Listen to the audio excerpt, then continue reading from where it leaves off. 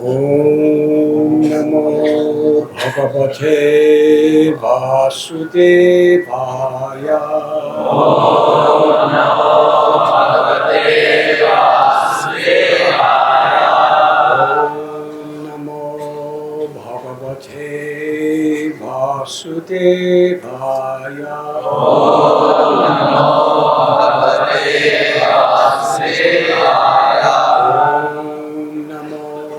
Bhagavate Vasudevaya. Om Namo Bhagavate Vasudevaya.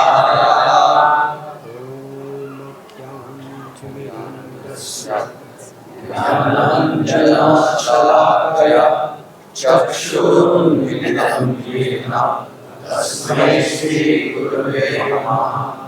Shri Chaitanya Manobhishtam Sthapitam Yena Bhutale Swayam Rupa Kadamayyam Dadati Swakarantikam Vandeham Shri Guru Shri Radhanath Shri Guru Vaishnavamscha Shri Rupam Sagradatam Sagrana Raghunatham Tam Sajivam Sadvaitam Savadutam Parijana Saritam Krishna Chaitam Devam Shri Radha Krishna Sahasrana Lalita Shri Shamanandascha Namaha Krishna Sindhu Dinabandhu Jagatpate Gopesha Gopikakanda Radhakanda Namaste Tapta Kanchana Gaurangi Radhe Vrindavaneshwari Vrishabhanusute Devi Pranamami Haripure Vasha Alvatarubhyascha Vivan Sindhu Yevacha Patitanam Bhavebhyo Vaishnavebhyo Namo Namaha. Shri Krishna Chaitanya Prabhu Nityananda Shri Advaita Gadadhar Shivasati Gaura Bhakta-vrinda. Hare Krishna Krishna Krishna Hare Hare Hare Rama Rama Rama Hare Hare. Namo Vishnupadaya Krishna Krishna Bhutale Srimate Bhaktivedanta Swami Namine Namaste Saraswati Deve Gauravani Pracharine Nirvishesha Shunyavadi Paschatya Deshvari. Hare Krishna. Hare Krishna. I am very grateful, very honored, and feel very blessed by each of you. Haribo. Haribo. Radhanath Maharaj ki jai. Prabhupada ki jai. Very grateful to be amongst you at this great historic gathering of Maha Kumbha Mela.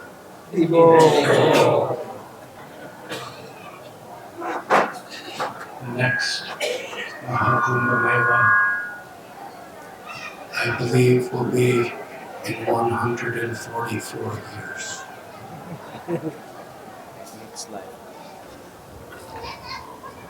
I believe every day you have been hearing the glories of Prayag and the pilgrimage of Kumbha Mela. Yes, Maharaj.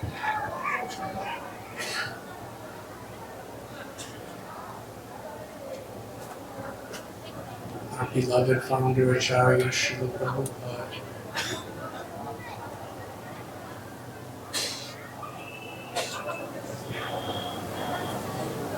he first met with his Guru Maharaj, Shiva Bhakti Siddhanta Saraswati Thakur Prabhupada, at the very first Gaudiya Math, about Bhaktivinoda Asana at Altadonga Junction Road in Kolkata. That was in 1922. A simple lifetime.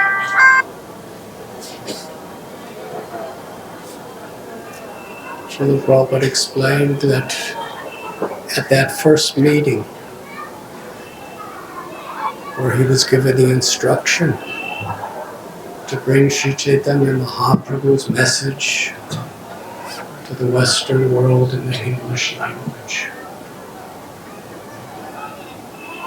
At that time, Srila Prabhupada said, in my heart, not officially, but in my heart, I accepted Srila Bhakti Siddhanta Saraswati Thakur Prabhupada as my eternal master, my Guru Maharaj.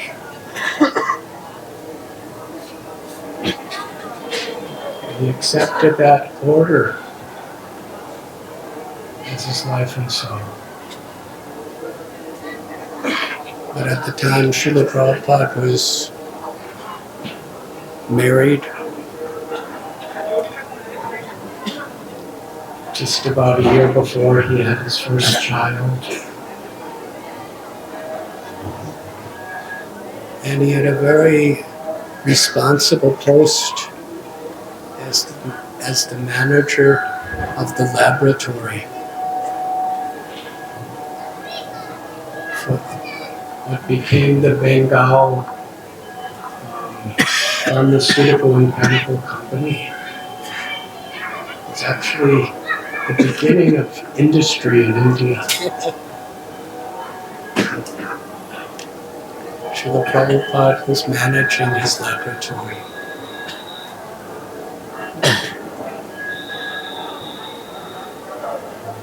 It was run by Kartik Chandra Bose. And at that time in 1922, Srila Prabhupada began associating with Srila Bhakti Siddhanta Saraswati Thakur Prabhupada and his godbrothers.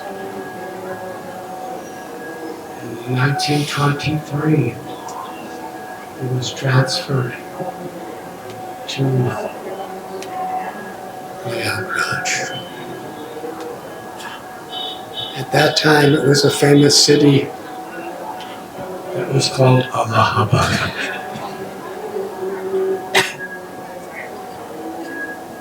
It was named Allahabad, I think, by the Emperor Akbar long ago, and was the prominent name. And the British, when they began their empire in India, Allahabad was one of their most important centers. And Srila Prabhupada was sent here to Allahabad to oversee the whole of Uttar Pradesh, this area of India, for the manufacture and distribution.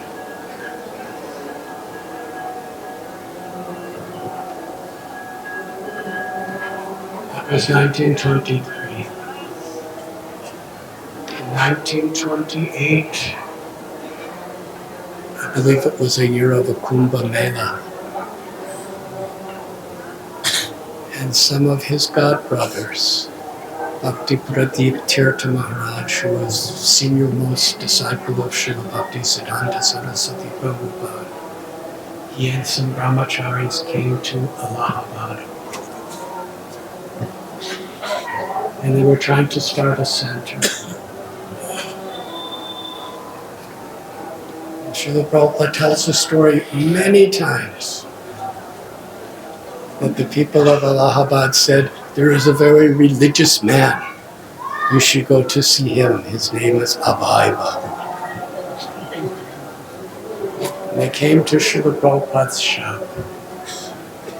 Interestingly, Srila Prabhupada named his shop the Prayag pharmacy. Almost everyone in India and everyone in the world at the time, they knew this place as Allahabad. But Srila Prabhupada, he took the original name from the Vedic scriptures, Prayag, and gave that the name, the Prayag Pharmacy.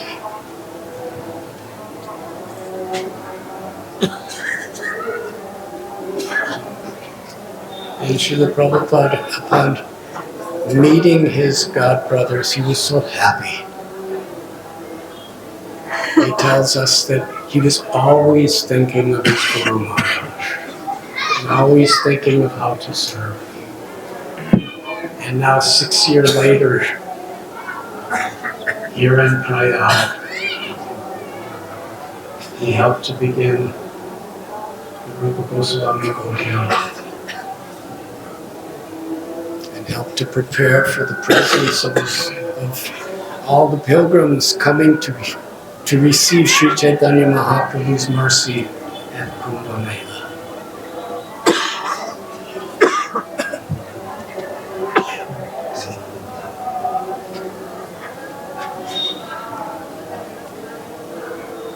After some time, he went to Vrindavan, the Ratmandala Parikrama, being performed by his Guru Maharaj, and met him again.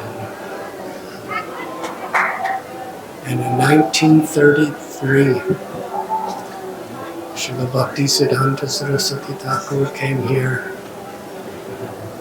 And at that time, he was giving initiations.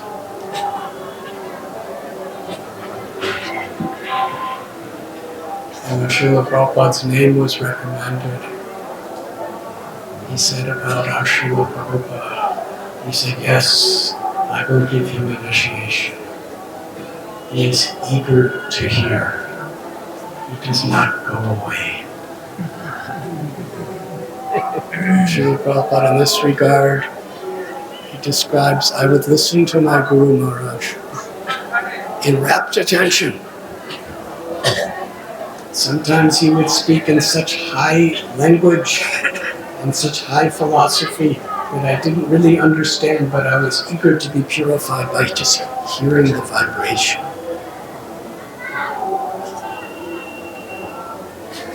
It was here in Prayag that Srila Prabhupada was initiated into the Brahma Mata Gaudiya Parampara.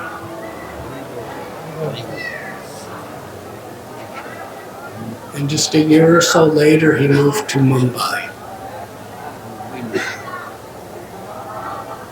So Srila Prabhupada lived in Prayag for about 13 years. Srila Bhaktisiddhanta Saraswati Thakur Prabhupada, he was in association with him as his Guru Maharaj from 1922 to December 31st of 1936. It means out of the 15 years that Srila Prabhupada's pastimes were taking place while his Guru Maharaj was on the planet, after accepting him as his Guru Maharaj, he spent approximately 13 out of 15 years living in Prayag.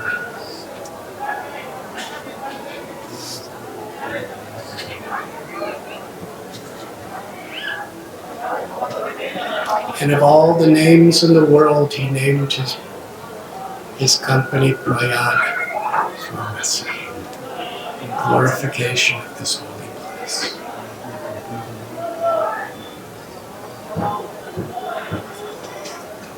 In 1971, just a few months after he brought his first large group of devotees to India. Large group means about 20 or 30 devotees. He brought them all to the art Kumbha Mela. It was very important. Of course, it's very cold. I believe at that time Kumbha Mela it came in early January. And Srila Prabhupada was living in a tent with all the devotees. He said all the holy people of India come to the Kumbha. And he very much impressed upon the devotees that the prestige of our movement within India will very much be recognized by our presence at the Kumbha Mela.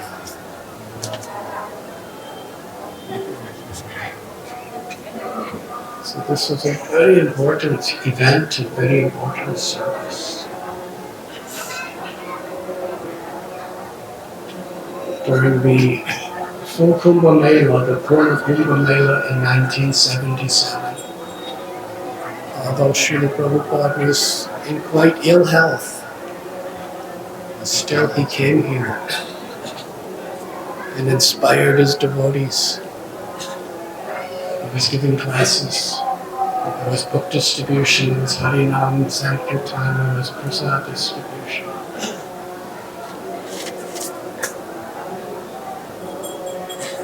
Interestingly, in 1971, when Srila Prabhupada was here at Kumbha Mela,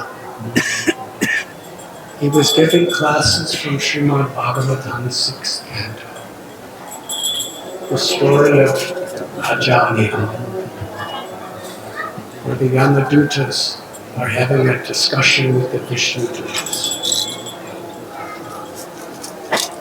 And as we know, this particular story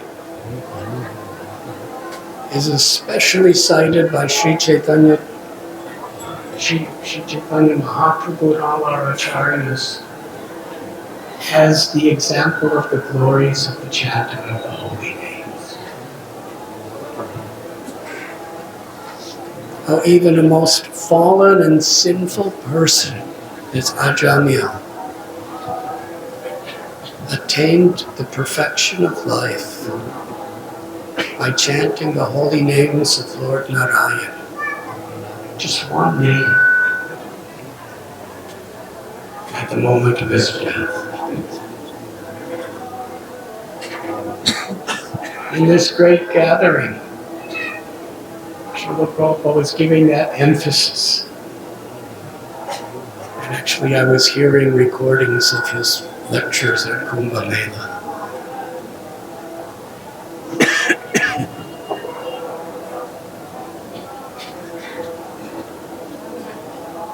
That the purpose of Kumbha Mela is to always remember Krishna.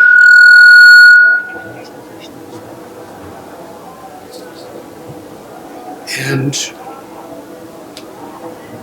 in this age of Kali, the chanting of the holy names is the most powerful and recommended way of always remembering Krishna.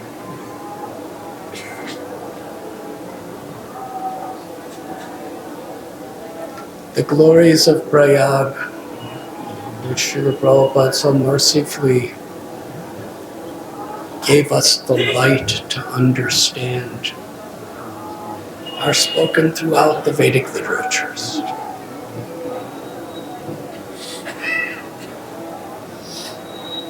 In the Treta Yuga, when Lord Ramchandra was exiled from Ayodhya to live in the forest for 14 years.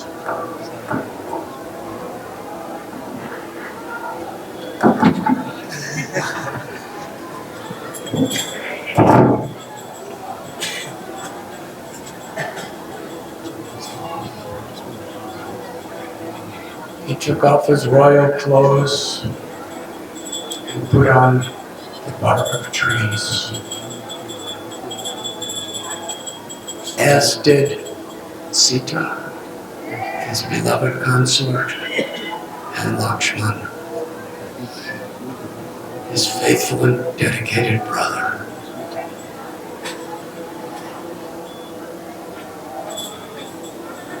The heartbreaking pastime of Lord Sri Ramchandra, Sita and Lakshman leaving Ayodhya is described by Valmiki Muni and other great acharyas. With bare feet, within days, Dasarath Maharaj left this world in separation. And actually all of Ayodhya was coming to meet Ram, to go to the forest with Ram. He had to somehow or other in the middle of the night leave Kumbha. And he came to Prayagaraj, the confluence of Yamuna, Ganga, Saraswati. Near the Sangam was the ashram of Radhanath Muni, very, very great enlightened Vaishnava sage. Ram, Sita, and Lakshman, they humbly offered their prostrated obeisances to this devotee and accepted him as a guru, receiving blessings from him, receiving teachings from him.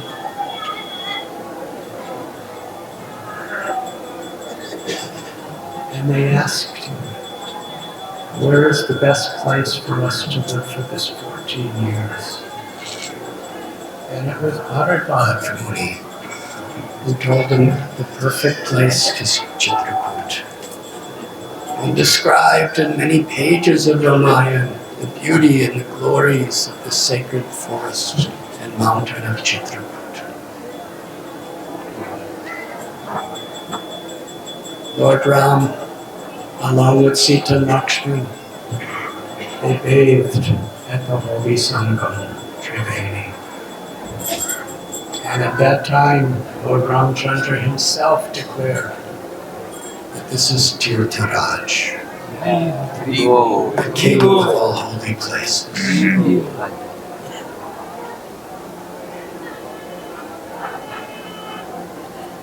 Padma Purana describes at the beginning of creation, when Lord Brahma was born of Lord Vishnu and was given the task of creating the universe on behalf of Narayan.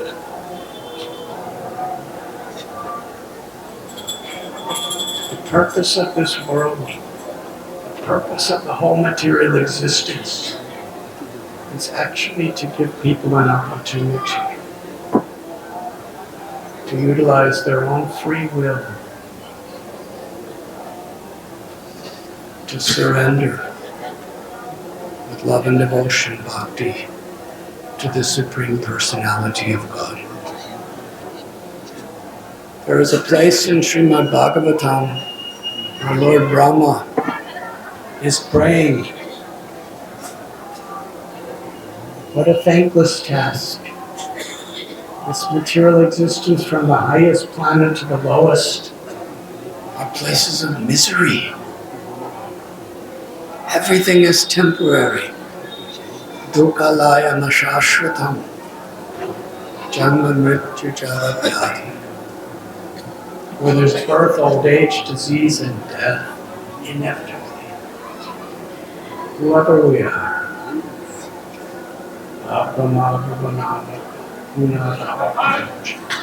Mamu beti tu kundiya puna jamana veti.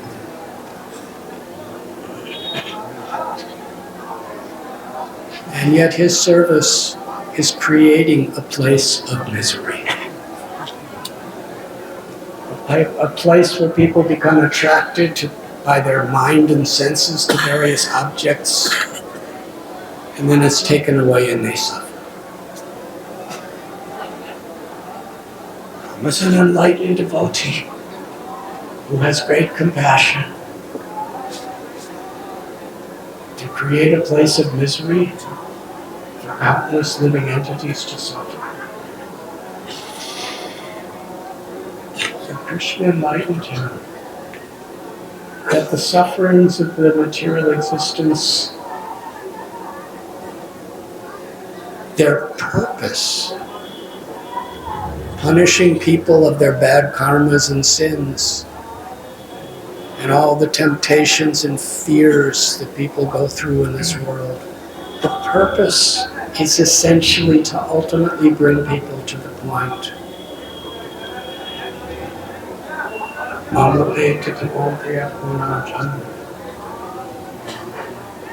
Surrendering to Vasudeva Sarvami. Of understanding that we are Nitya Nityanam Chaitanas Chaitanam. We are completely depending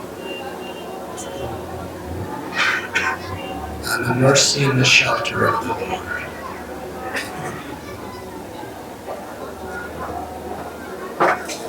Yada yada hidarmasya glanirvavadima.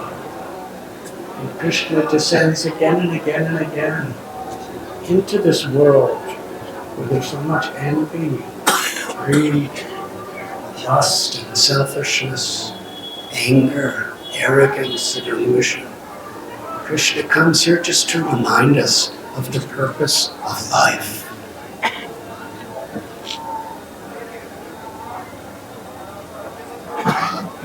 Tato Brahma Jityas.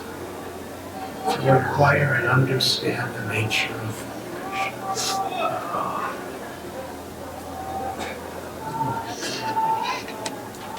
So Lord Brahma, of all places within the world, he chose Prayag to be where he would perform his first yajna. What a history. Rama made this a sacred place at the very beginning of creation. The original yajna of the universe was performed here in Prayag.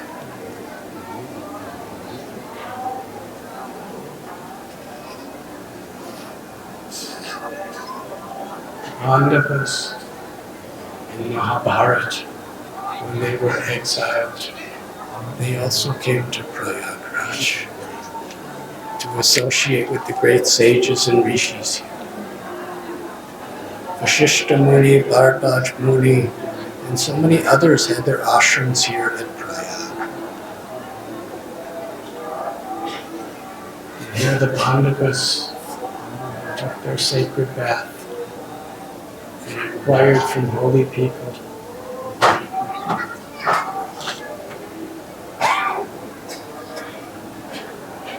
Mother Ganga is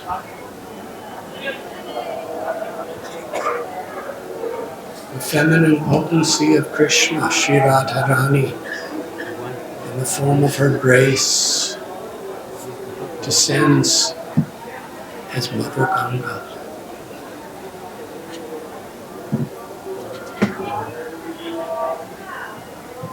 The Yamuna River has its origin in Goloka Vrindavan, the highest planet of all Vaikuntha's in the spiritual world, especially to assist Shri Radha Govinda in their pastimes when they come to earth. The Vrindavan forest descends, Shri Giriraj Govardhan descends, and Yamuna Devi descends from Goloka Vrindavan to this earth.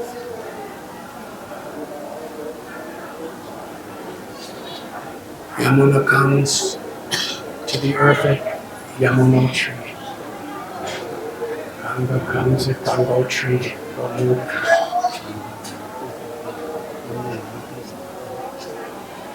To purify all existence. And it is here at Prayag where this supreme pastime of meeting Sangam takes place. And the river Saraswati participates in this pastime by merging into the confluence Yamuna, Ganga, Saraswati.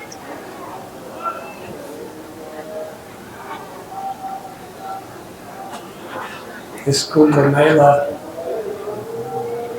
and the Maha Mela has been taking place before we can even record history.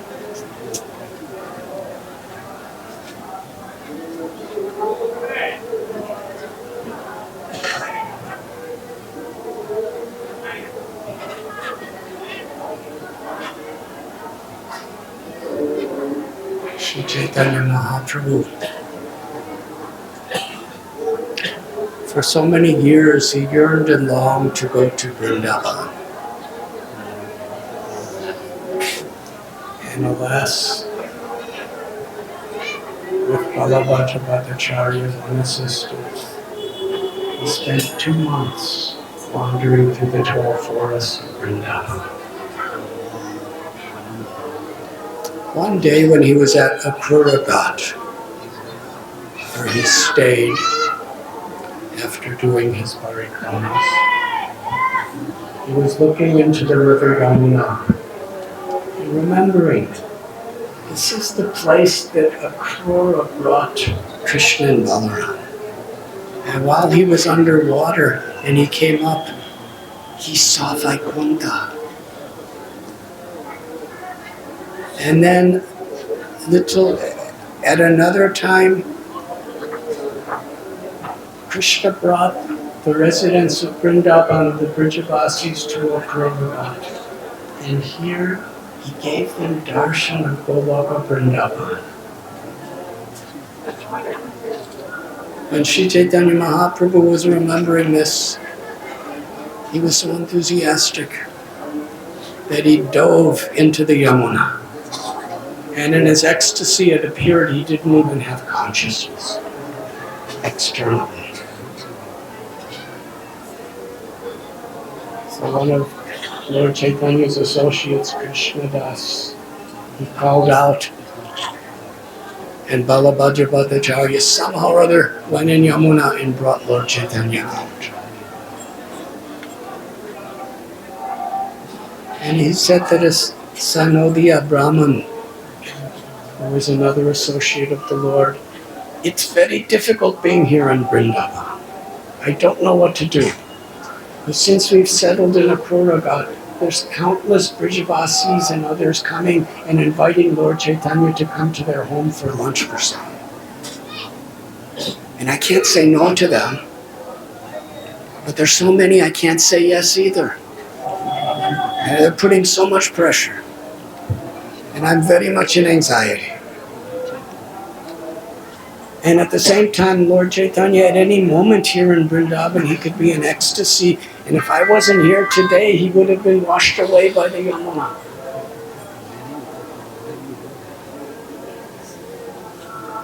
Sanodiya Brahman said, just at this time, at Prayagaraj,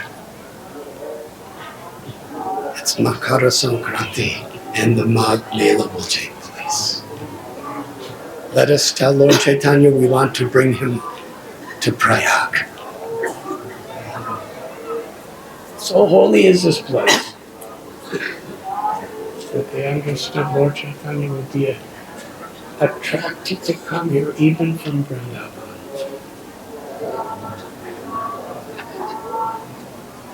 So Balabhadra Bhattacharya told Lord Chaitanya Mahaprabhu that there are so many people and I don't want to offend them.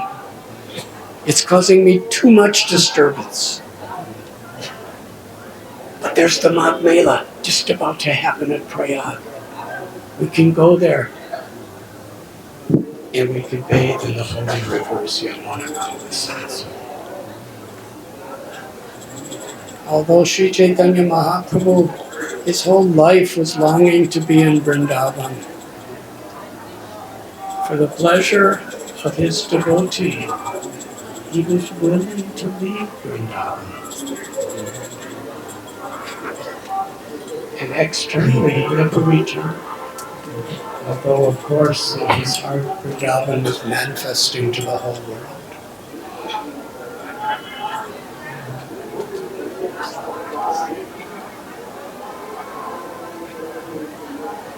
Sri Chaitanya Charitamrita tells the wonderful story of their journey from Vrindavan to Prayag. Lord Chaitanya came here for the Makara Sankranti Mela festival, and for 10 days successively, and it's every day for 10 days, he bathed at the Triveni Sangam. Sri Chaitanya Mahaprabhu while in Prayag was preaching the glories of the holy names of Shri Radha Govinda, and personally performing kirtan. This beautiful golden form, dancing in transcendental ecstasy of prema. Radha Bhava Duti Subhalita Mani Krishna. Lord Chaitanya's Krishna was experiencing and manifesting the supreme love of Srimati Radha.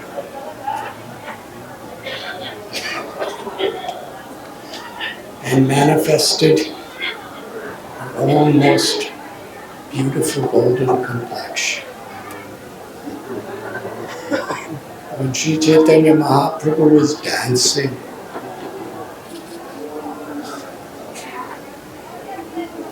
Sri Radha's love and Krishna tasting her love, that is what the people were seeing. Sri Chaitanya Mahaprabhu raised his long arms that extended below his knees high into the sky and induced hundreds and hundreds and thousands of people to participate in the kirtan by loudly chanting the Maha mantra. Hare Krishna, Krishna Krishna, Hare Hare, Hare Rama, Hare Hare.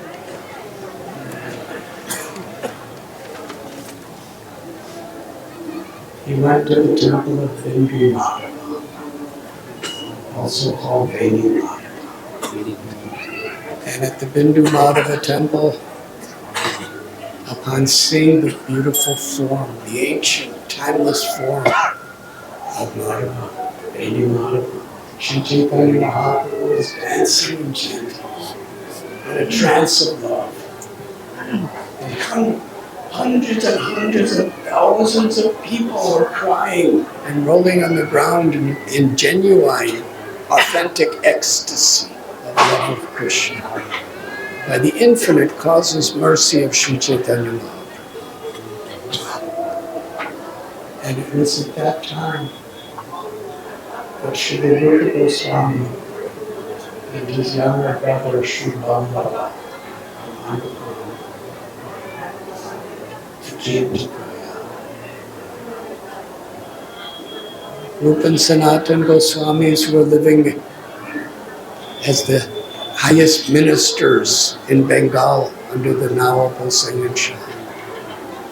And upon meeting Sri Chaitanya Mahaprabhu at Ramkeli, they decided to give up all of their wealth, all of their fame, all of their power, to render whatever service Sri Chaitanya Mahaprabhu desired. And Lord Chaitanya instructed them to go to Vrindavan.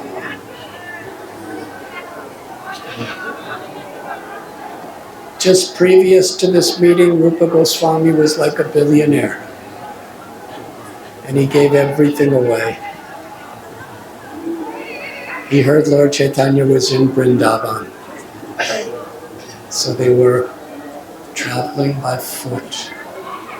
Now Rupa Goswami had nothing. He was a Goswami.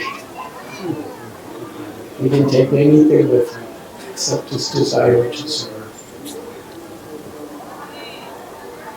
And he saw hundreds and hundreds and thousands of people chanting the holy names of the Hindu Madhava temple.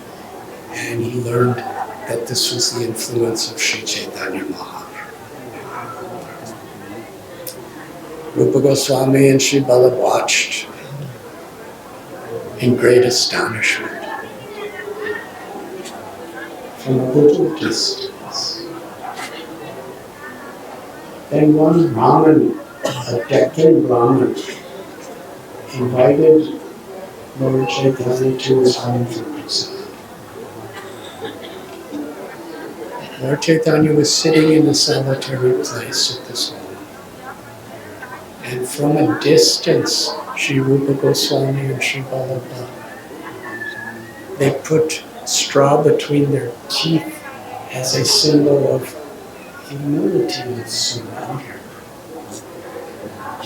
And continuously they offered their dandavat pranams, obeisances. And Lord Chaitanya, he saw them and said, please come here. Lord Chaitanya embraced Sri Rupa Goswami and then placed his lotus feet on the head of Sri Rupa Goswami. And it was here at Prayag during this historic pastime that Rupa Goswami offered his prayer. Maha Krishna Prema Pradayate Krishnaya Krishna Chaitanya Namine Gaura Krishna Namaha. Almost every day devotees recite this prayer.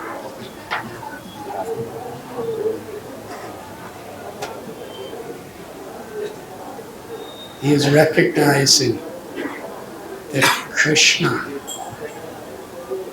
with the complexion and the mercy of Sri Radha, has descended into this world as the most munificent, most magnanimous, most merciful of all incarnations. Srila Prabhupada would sometimes, when describing this verse, he would say that Krishna has come more merciful than Krishna. Well, how can Krishna be more merciful than Krishna? Because he's Krishna. It's a Chinta Shakti.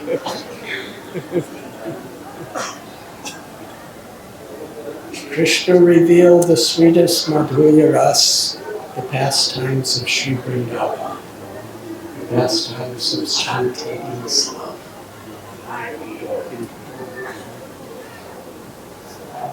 The essential goal and heart of every true religion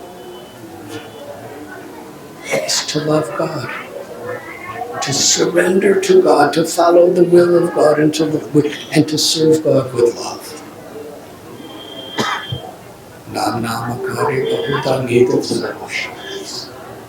And the Supreme Lord has many names, as the Supreme Lord has descended in different places at different times.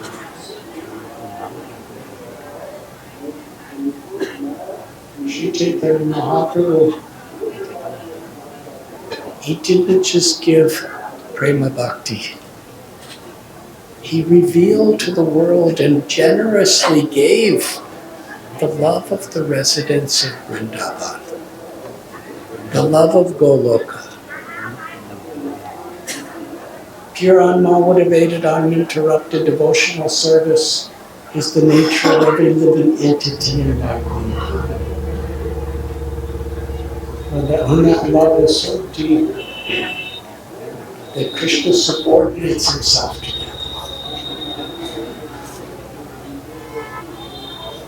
To be loved as a friend,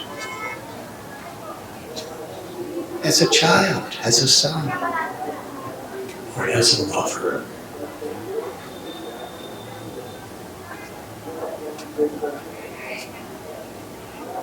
When Lord Chaitanya had previously been on the Sovereignty tour, he revealed the glories, the supreme glories of the love of Vrindavan, the love of gopis and the love of Sri Radha through the mouth of Sri Ramananda Rai. It is this love that Sri Chaitanya Mahaprabhu is causelessly offering to the world.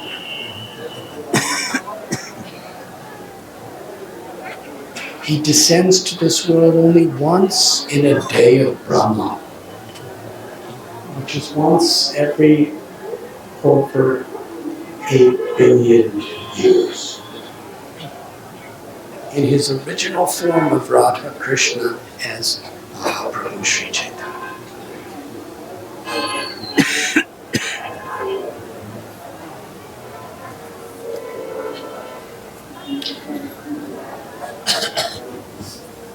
So Rupa Goswami is describing for the whole world to understand who is Lord Chaitanya.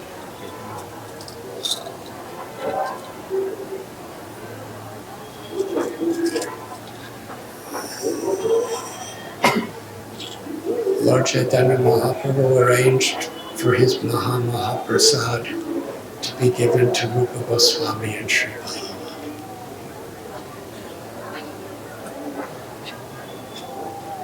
It was around that time, at the Sangam, that Sripad Vallabhacharya, the great Acharya of the Pushti Marg, he met Lord Chaitanya. It was actually, he lived just across the river at the Sangam on the other side, in a place called Agaila. Since of Rupa Goswami and Sri Vallabha, Lord Chaitanya Mahaprabhu and Sripad Vallabhacharya first met. Such a sangha. The acharyas of two of the most important sampradayas that glorify Vrindavan as the highest abode of the Absolute Truth. Sri Chaitanya Charitamrita describes at that time, Lord Chaitanya introduced Rupa Goswami and Vallabhacharya. Rupa Goswami offered him obeisances and Sri Vallabha came to embrace him and Rupa Goswami went to run away. And he said, I'm the most fallen, don't touch me. And Vallabhacharya said, you are constantly chanting the holy names of the Lord. I want to become purified by your embrace. And Lord Chaitanya Mahaprabhu was so pleased with this wonderful recognition. All Bhakasura is quoting from the Srimad Bhagavatam Vallabhacharya that even a dog eater, even a most person from the lowest birth, if he chants the holy names of Krishna, he should be respected as a great Vaishnava, a great devotee of the Lord. In fact, could be a guru for the world. But even if one has all pious qualities of a Brahmin and very learned, if one is not surrendered to the Supreme Personality, then he cannot.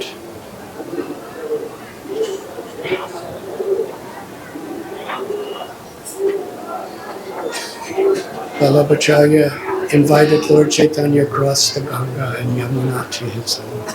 Actually, they crossed Yamuna. And Sri Chaitanya Mahaprabhu was right here at Prayag when he was on this little boat. And in those days, they were rowboats. When he saw the beautiful, glossy, dark complexion of Yamuna Devi in the river, he jumped in ecstasy, remembering his Vrindavan pastimes. And somehow or other, Sripad Vallabhacharya and Sri Rupa Goswami, they had to catch Lord Chaitanya from the river and bring him back on the boat. And then in ecstasy, he began to dance on the boat with his arms raised, and the whole boat was shaking and water was coming in and they were sinking, and Sri Chaitanya Mahaprabhu was weeping tears of love, chanting the holy name. Hare Krishna, Hare Krishna, Krishna Krishna, Hare Hare, Hare Ram, Ram. I should bring Lord Chaitanya back. But he took him on a boat across Mother Ganga. Just to protect the Lord from his ecstatic symptoms. And because it was the time of the Mela, it was exactly the time we're here now. And actually this pastime is taking place right here, right now. If we only have transcendental vision. And actually it's taking place in our hearts at this moment, at this time. If we're sincerely hearing the transcendental vibration of this passage. Like Krishna's holy names, Krishna's pastimes are not different than Krishna. Beyond time, beyond place, beyond any material limitations. And we can recognize, according to our absorption, when we're absorbed in hearing the pastimes of the Lord, that pastime, beyond time and place, is manifesting within our mind and our hearts. The transcendental sound.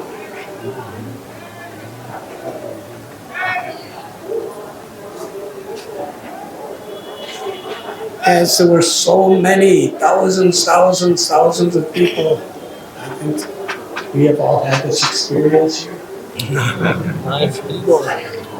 Chaitanya Mahaprabhu took Srila Rupa Goswami to the Dashashramedha Ghat, which is a more quiet place.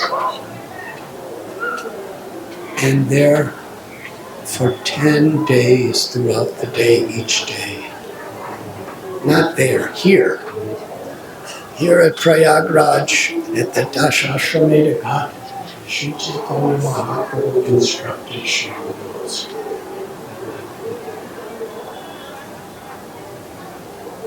Our sampradaya is known as Rupanugas. Because whoever is following Sri Chaitanya Mahaprabhu is following in the line of the instructions that he gave to Srila Rupa Goswami.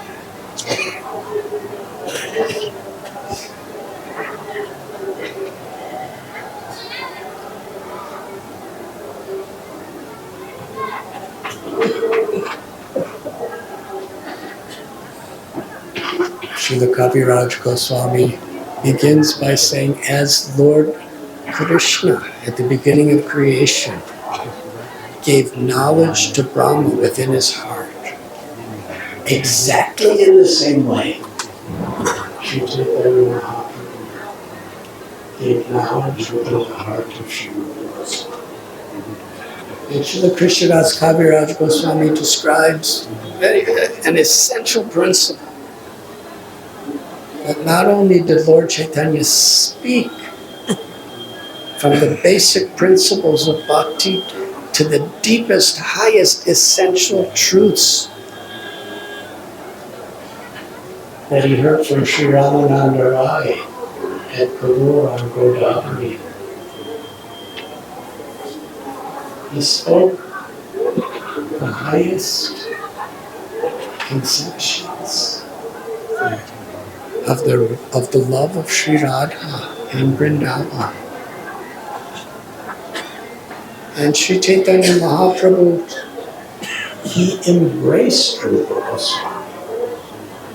And at that time, Sri Chaitanya Mahaprabhu invested the Mahabhava of his own heart into Sri Rupa Goswami's heart. And entrusted Rupa Goswami through his literatures, through example, to spread Lord Chaitanya's message to the world.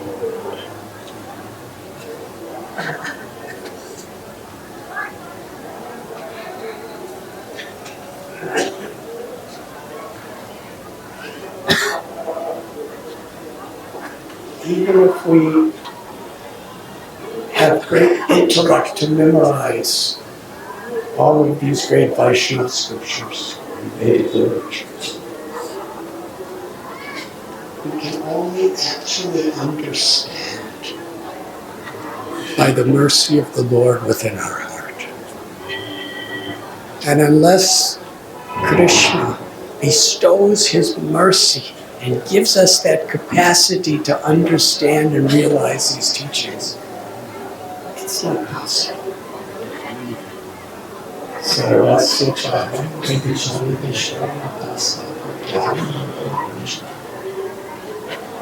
Krishna is the source of remembrance, knowledge, and forgiveness. Samsadhyar Haridas. When we please Krishna, Krishna gives us understanding of the eternal nature of the soul, the eternal nature of the Supreme Soul, and bhakti, or devotional service, which is the process of which is the eternal nature of the soul in relation to Krishna. So this place of Prayag is so very, very important. It is the place Sri Chaitanya Mahaprabhu gave his complete power and mercy to Rupa Goswami to spread to the world.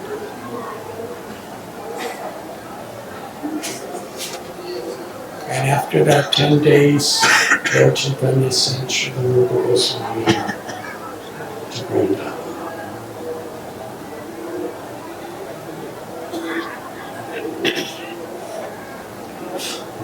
During that time, on Lord Chaitanya's direction, Rupa Goswami came once to Jagannath Puri. And he stayed.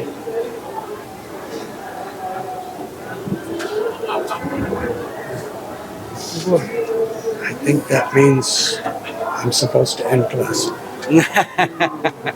That would be very rude of us.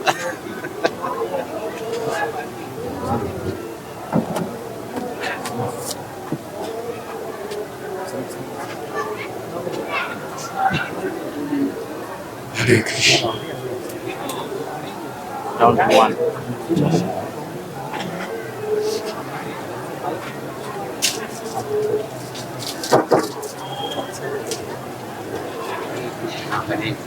Krishna Krishna Hare Hare Ram Ram Ram Hare Krishna Krishna Krishna Hare Hare Ram Ram Ram Hare Krishna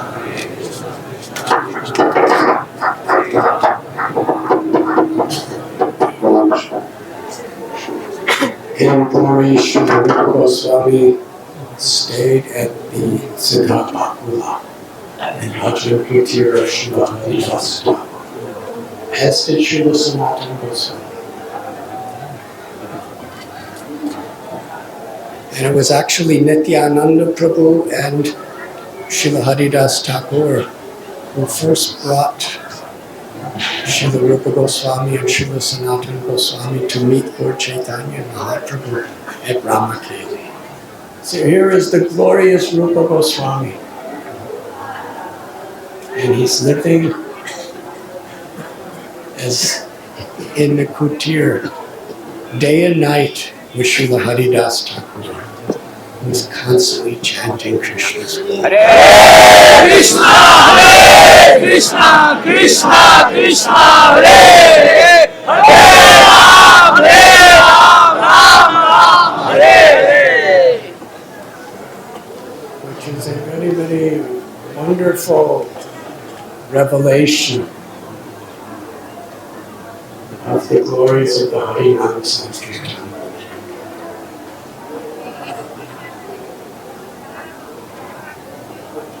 It was there in Puri. Rupa Goswami wrote a verse on a palm leaf describing a beautiful poem that Lord Chaitanya had spoken during the Rath Yatra. And when Lord Chaitanya Mahaprabhu read that, he inquired from Swami Goswami, how could Rupa Goswami so perfectly understand my heart?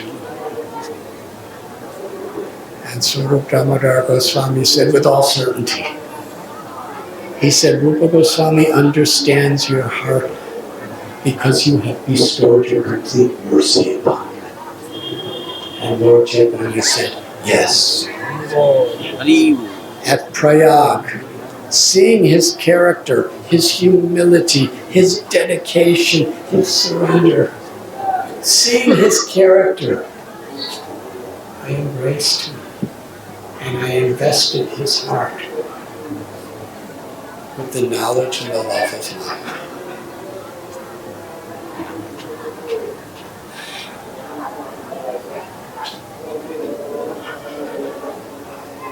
And Lord Chaitanya was speaking of this beautiful pastime here in Prayag.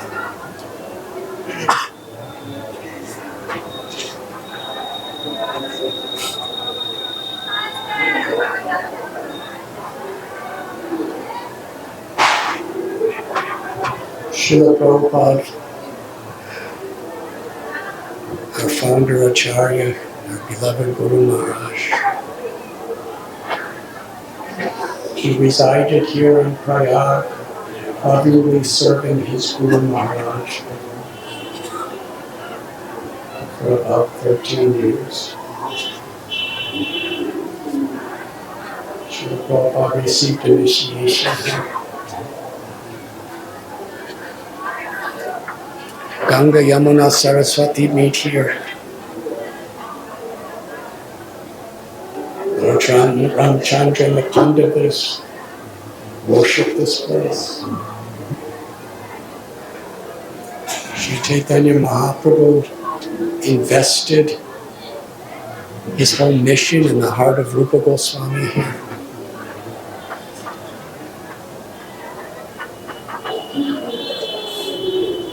And actually, His Holiness Bhakti Charu Swami Maharaj, he first met Srila Prabhupada here at Prayag during the 1977 Kumbha Mela.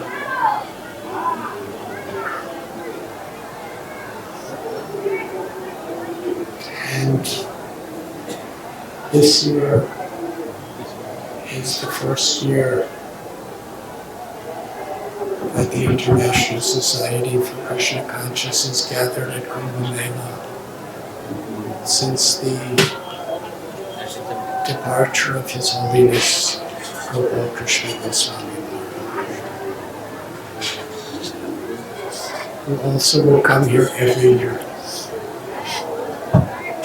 And with so much the inspiration for our movement in India and throughout the entire world.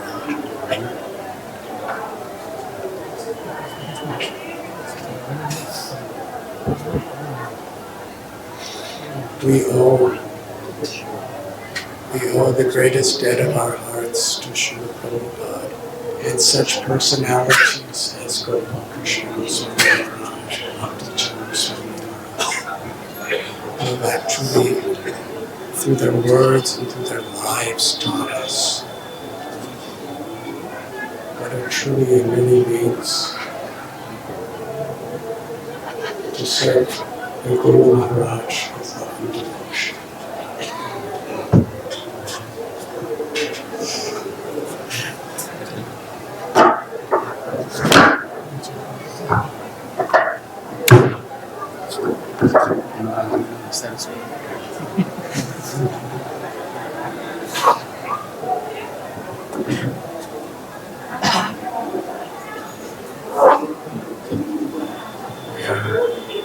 Very grateful. Prabhupada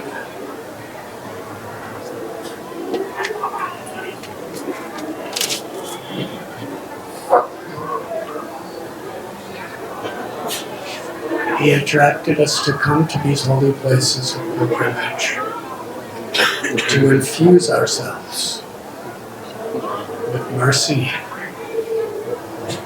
to infuse ourselves with knowledge and grace by associating with holy people, by sanctifying ourselves in these holy rivers and in these holy places, to enthuse us and empower us to travel back to wherever we may reside with faith, with dedication to spread the Sankirtan.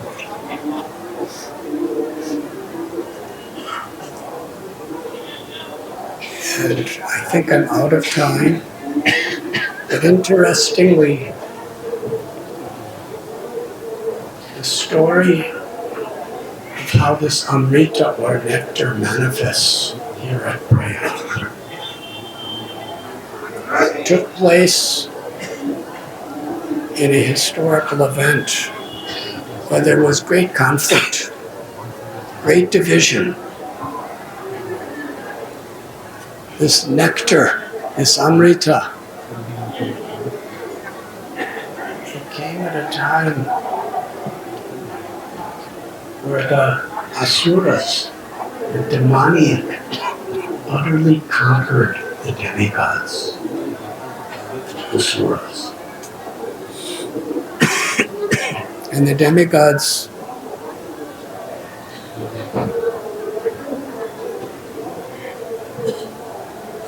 they were weakened to the point of defeat because Indra, their leader, had offended Durvasa Muni.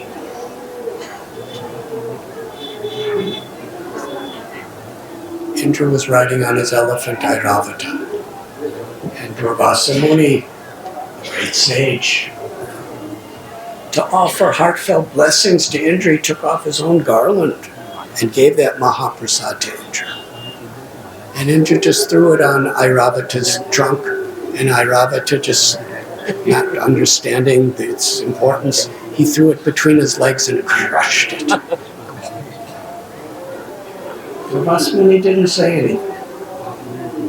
But because Indra, because of his arrogance, of his high position, his power, his wealth, he did not respect a holy person.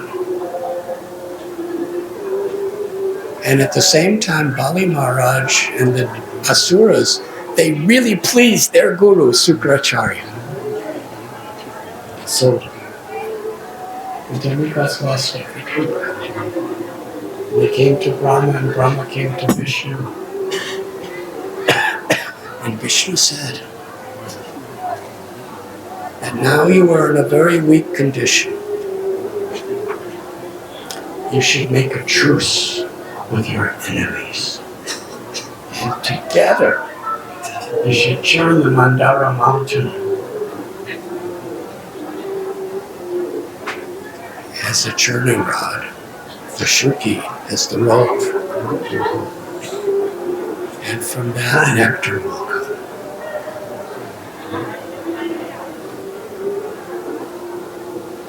He said, poison will come, and many gifts will come as you're churning the ocean of milk. Do not be afraid. Do not be allured with temptations of greed. Just keep churning, and you will receive the nectar. So they went to the demons, and Bali Maharaj saw that they were coming in peace. He welcomed them with hospitality, and they made the plan. They were people of completely opposite natures. But they actually were serving together to churn the ocean of milk. So this nectar, it came at a time of great division. But somehow or other, for a higher purpose, they all agreed to be unified. And that's actually what made the nectar come. They agreed to unify on a higher principle. Of course, it wasn't the highest principle, but it was a higher principle.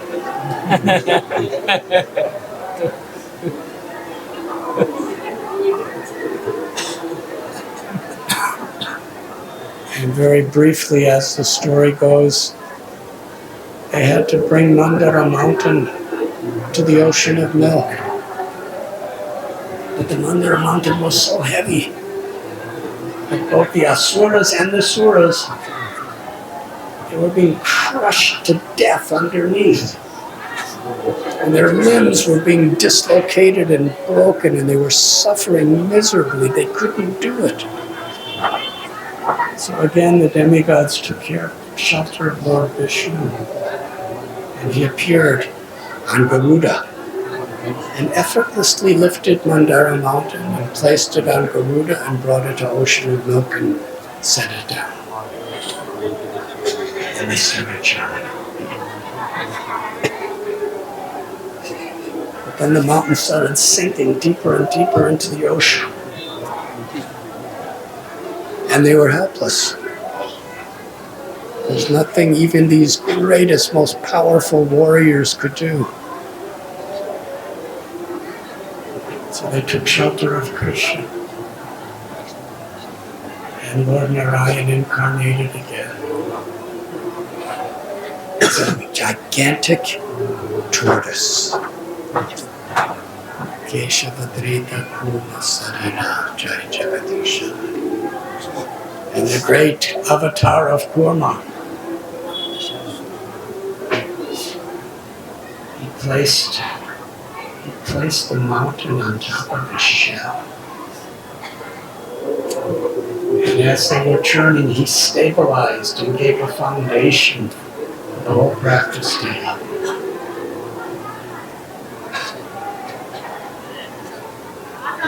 And this mountain was so heavy. This was actually made of gold, which is much heavier than just rocks. And it was so massive, and as it was grinding on Kurmadev's shell, Kurmadev's pastime was he had an itch on his back. And the grinding of the mountain was very pleasantly scratching the itch on his back. But then the mountain on the top started going back and forth, and Vishnu again came and held it. And as they were churning, Vashuki was getting so tired. Ajita, who's an incarnation of Vishnu, he actually went to Vashuki's head. And but the asuras wanted to be at the head because they thought that the tails are a lower position.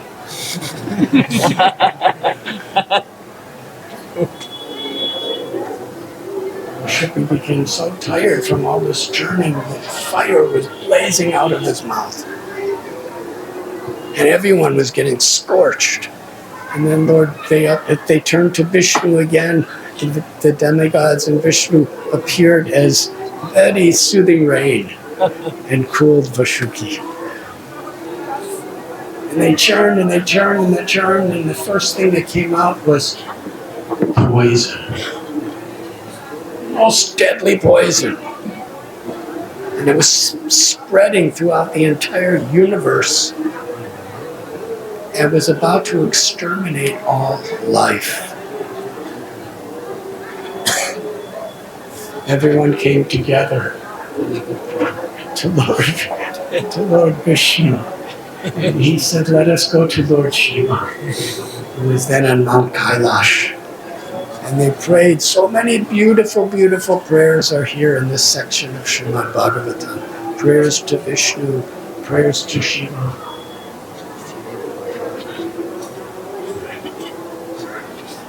Lord Vishnu, just in the context, Srila Prabhupada describes Lord Vishnu wanted Shiva to gain the glory.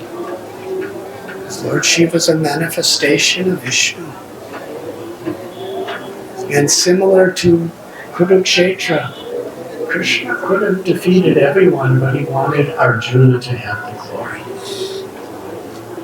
So Vishnu wanted Shiva, the glories of Shiva, to be known throughout history for all time.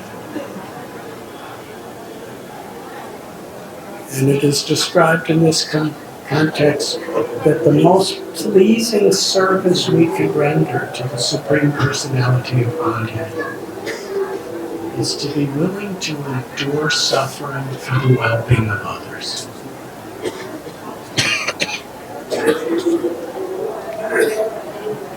Lord Vishnu took the permission of Bhavani, of his wife Sati.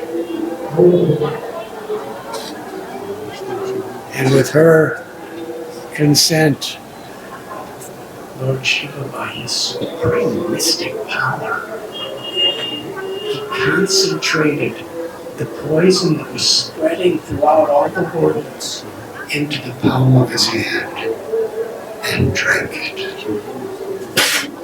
Something has to happen here. It has to go somewhere. He drank it.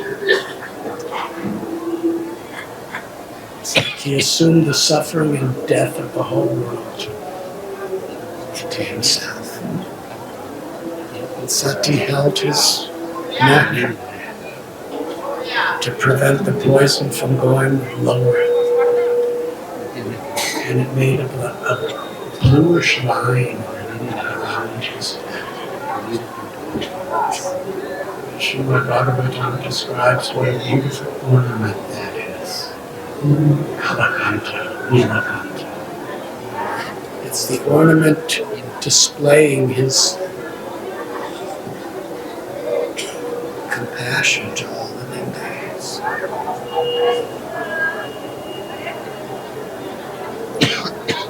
That same Sadashiva, the original Shiva, along with Mahavishnu, manifested in the form of Advaitacharya in Lord Chaitanya's pastime.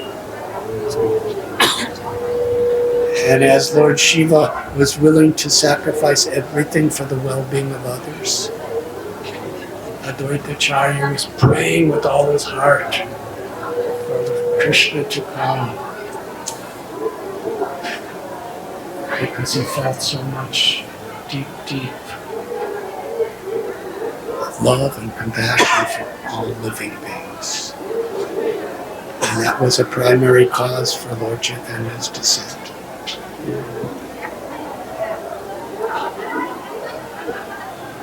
After the poison, they continued to churn. Kamadhenu, Surabhi came out, a wonderful cow. And that was given to the Brahmins to perform yajnas with. Then, I believe Uchaishava, a beautiful horse. Ali Maharaj, the king of the Asuras, took that. And Airavata, a wonderful elephant. And he was given to Indra. And through the churning of the ocean at Kaustubhamani, a beautiful jewel which was given to Lord Vishnu. And Lakshmi, the goddess of fortune, was born. She incarnated through the churning of the ocean of milk. And there was a beautiful ceremony where she was united with Lord Vishnu. And in this way, so many wonderful gifts were there coming out, and the demigods and the demons, they cooperated to share them with one another for this higher purpose. Varuni appeared, beautiful heavenly damsel, and she was given to the demons.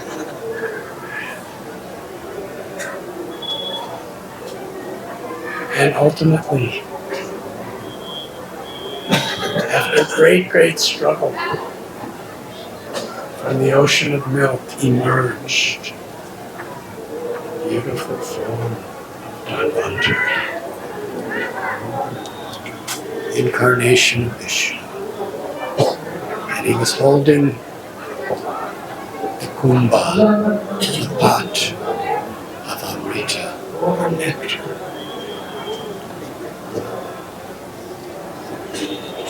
At this moment, the Asuras, they ran and forcibly took the pot of nectar from Dhanvantari.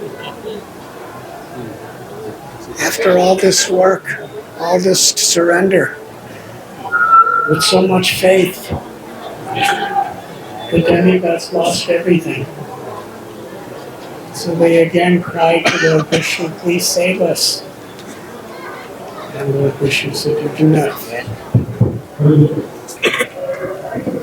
Lord Narayan, assure the demigods that all their desires will be fulfilled. And he manifested the form of Mohini. Most beautiful damsel the world has ever seen. She was so beautiful.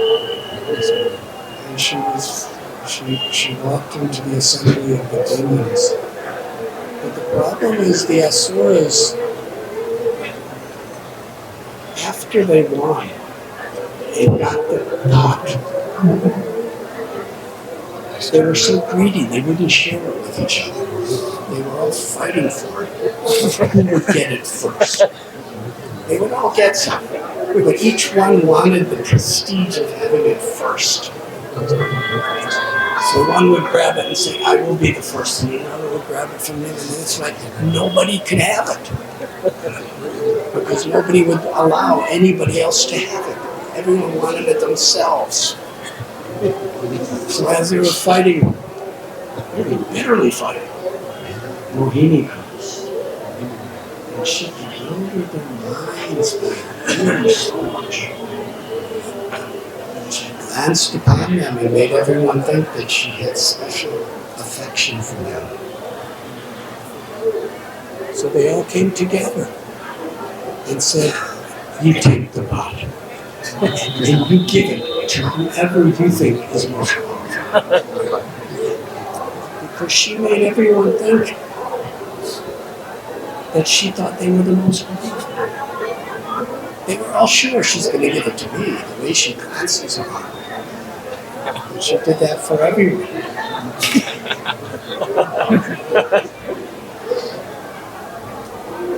So,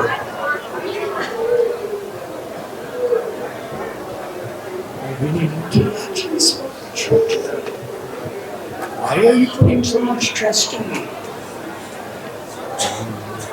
I'm just traveling alone. You don't know what my background is. You don't know who my parents are. You don't know my character. You don't know anything. Why are you putting so much trust in me?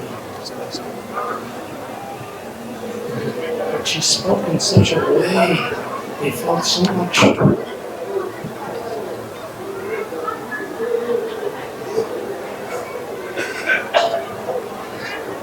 That she had affection for them.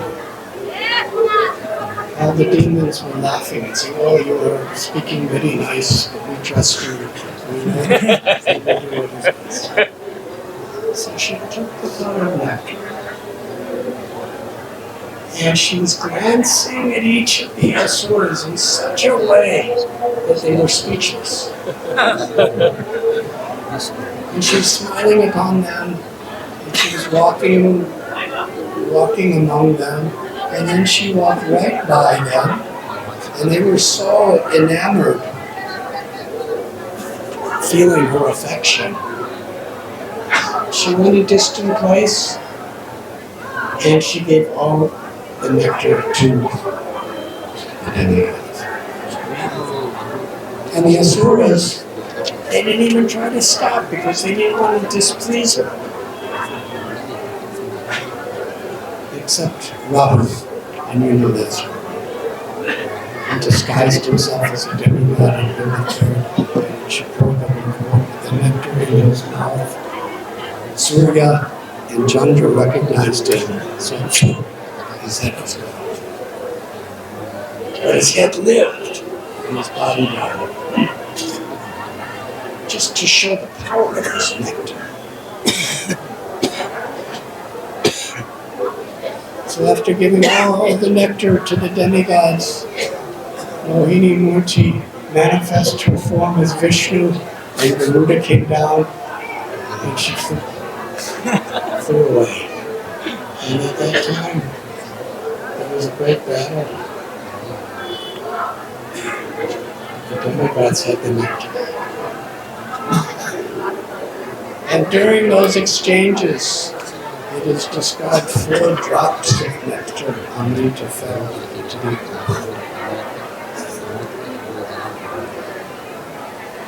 one in Ujjain.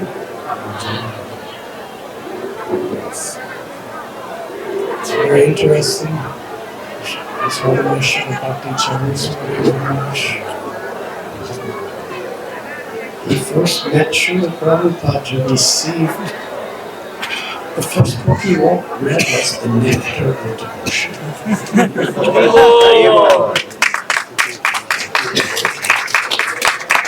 He first personally saw Srila Prabhupada and received the nectar of his glance here in Prayag.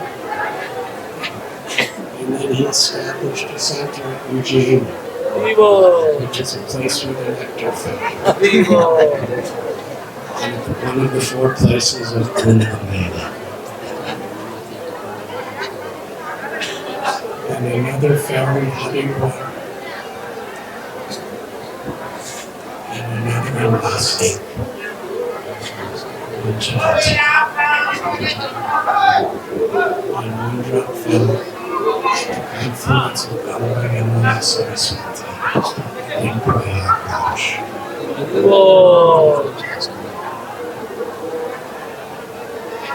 And once every year, that nectar emerges at the Mela, and even more powerfully every 6 years at our Kumbha Mela, and even more powerfully every 12 years here at Prayag at the Kumbha Mela, and even more powerfully every 144 years with all the astrological figurations of the sky are most auspicious.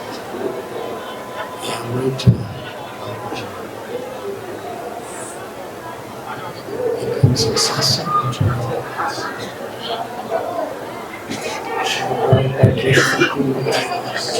Lord Chaitanya came to this holy place. Lord Ram, the Pandavas, Shankaracharya, he called all of his followers from everywhere here for the Kumbha Melas.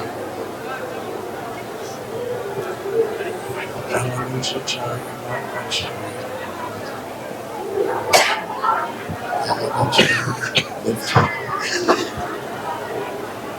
So we have come to Kumbha Mela to follow in the footsteps of the greats. I'm sorry if I spoke over time, but I don't have anything else to do.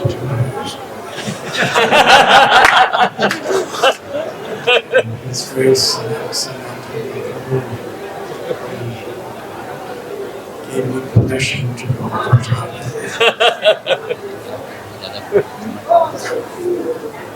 But I'm so grateful to all of you, especially those devotees who have come for pilgrimage, and all of you who have worked so hard through so many difficult situations to offer this historic service to Srila Prabhupada and our Guru.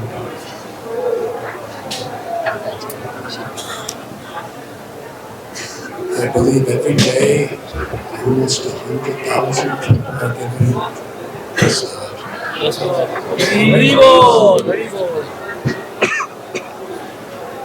And only Amavasya was told approximately 200,000 places of prasad.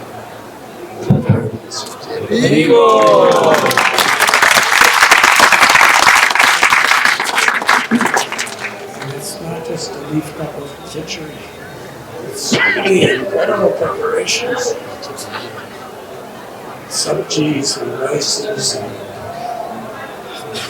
hundreds and thousands of chapatis and dal and sweets. That's why I was late today. I was having the pilgrimage in the kitchen.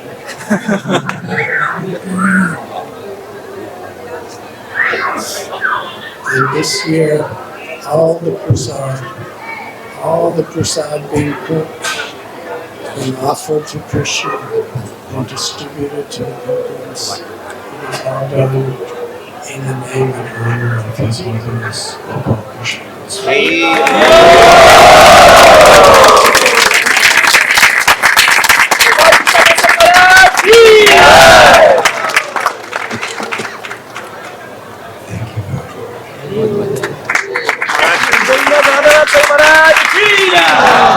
Can I have one question?